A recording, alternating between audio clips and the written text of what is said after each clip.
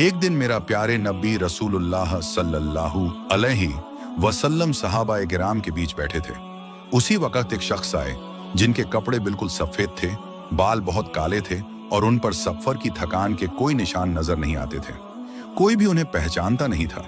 वह शख्स आकर रसूलुल्लाह सल्लल्लाहु अलैहि वसल्लम के बिल्कुल सामने बैठ गए और अपने घुटनों को नबी सल्लल्लाहु अलैहि वसल्लम के घुटनों से मिला दिया और दोनों हाथ अपनी जांघों पर रखे।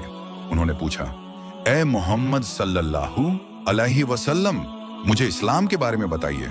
रसूलुल्लाह सल्लल्लाहु अलैहि वसल्लम ने फरमाया, इस्लाम यह है कि तुम गवाही दो कि अल्लाह के सिवा कोई इबादत के लायक नहीं और मोहम्मद सल्लल्लाहु अलैहि वसल्लम अल्लाह के रसूल हैं। तुम नमाज कायम करो, ज़कात दो, रमजान के रोजे रखो और अगर ताकत हो तो हज करो। फिर उस शख्स ने कहा, आपने सच कहा। सहाबा हैरान हुए कि सवाल भी करता है और फिर तस्दीक भी करता है। उसने दूसरा सवाल किया, मुझे ईमान के बारे में बताइए। रसूलुल्लाह सल्लल्लाहु अलैहि वसल्लम ने फरमाया, ईमान यह है कि तुम अल्लाह पर, उसके फरिश्तों पर, उसकी किताबों पर, उसके रसूलों पर, आखिरत के दिन पर और तकदीर, किस्मत पर, चाहे वह अच्छी हो या बुरी, ईमान लाओ। फिर उसने कहा, आपने सच कहा। फिर उसने पूछा, मुझे एहसान, नेकी की बुलंदी के बारे में बताइए।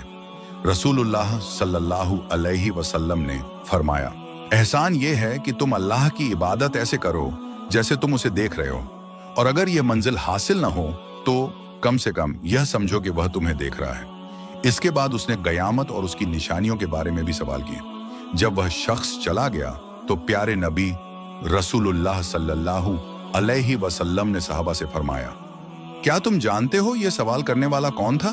सहाबा ने अर्ज किया, अल्लाह और उसका रसूल ज्यादा जानते हैं। प्यारे नबी सल्लल्लाहु अलैहि वसल्लम ने फरमाया, यह जिब्राइल अलैहिस्सलाम थे जो तुम्हें तुम्हारा दीन, इस्लाम, ईमान और एहसान सिखाने आए थे। इस हदीस से हमें पूरा दीन समझ में आता है। इस्लाम, अमल, ईमान, यकीन और एहसान, खुलूस व इखलास।